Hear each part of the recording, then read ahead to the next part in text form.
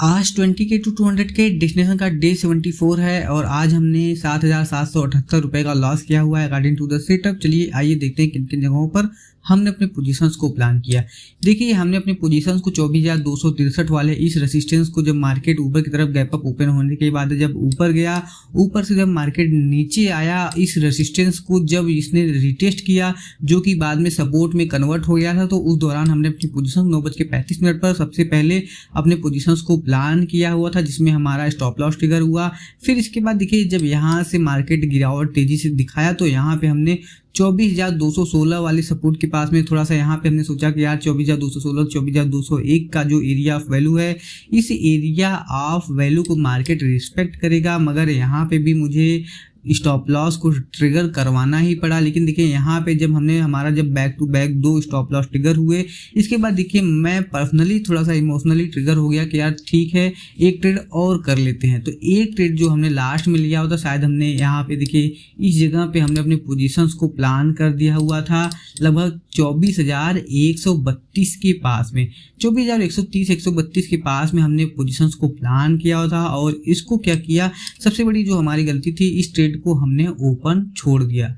यहाँ पे जब हमने अपने पोजीशंस को 116 रुपए में बाई किया, इसके बाद हमने इसको जब ओपनली छोड़ दिया तो इसमें काफी बड़ा हमको लॉस बियर करना पड़ा। यहाँ पे काफी तेजी से गिरावट दिखा। मैं सोचा कि यार यहाँ पे रिटेस्ट करने के लिए मार्केट नहीं रुका, मार्केट इसके ऑर्डर्स को फिल किया, इसके ऑर्डर्स को फिल किया। जब मार्केट बहुत तेजी से गिरावट दिखा तो हो सकता है इस सपोर्ट एरिया ऑफ वैल्यू से, जो कि पिछले दिन का देखिए यहाँ के जो आपको दिखाई दे रहा होगा 22 अप्रैल का जो क्लोजिंग था, प्लस कल के देखिए यहाँ पे देखिए 22 अप्रैल का क्लोजिंग, 23 अप्रैल का जो लो था उसके पास में जो 24,132 का जो एरिया ऑफ वैल्यू निकल के आ रहा था, उसी एरिया ऑफ वैल्यू को मैं सोचा कि यहाँ से मार्केट रिवर्स करेगा। तो इस एरिया ऑफ वैल्यू के ऑर्डर्स को भी मार्केट एब्जॉर्ब किया। इसके बाद काफ़ी खतरनाक तरीके से गिरावट दिखाया। और यहीं पे जो सबसे बड़ी जो हमारी गलती है वो ये है कि हमने अपना स्टॉप लॉस लिमिट ऑर्डर नहीं लगाया।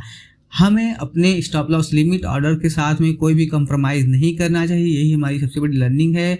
इसी लर्निंग की वजह से मैं सेफेस्ट ट्रेडर था।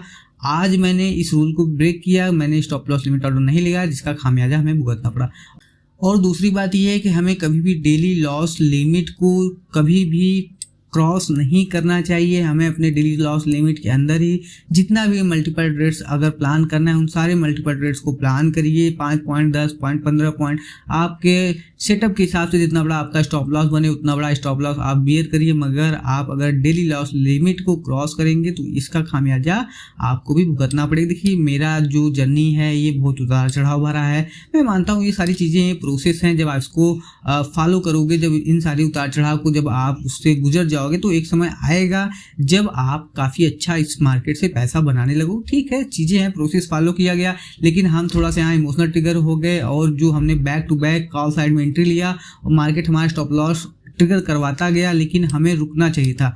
हम रुके नहीं, यही हमारी सबसे बड़ी गलती है, जिसका जो खामियाजा है वो हमें अपने लॉस को चुकाकर देना पड़ा।